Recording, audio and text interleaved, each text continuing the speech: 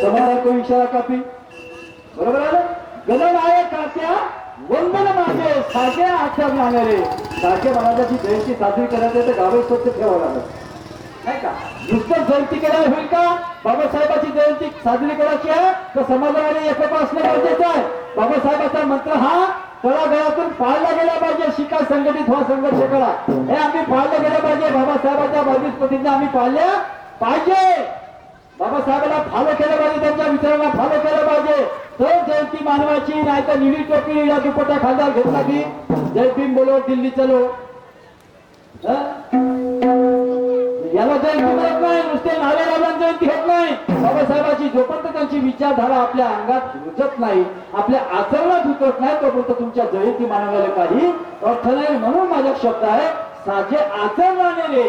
कोणत्याही महापुरुषाला वंदन केव्हा साजते की त्याचं अनुकरण आम्ही करतो.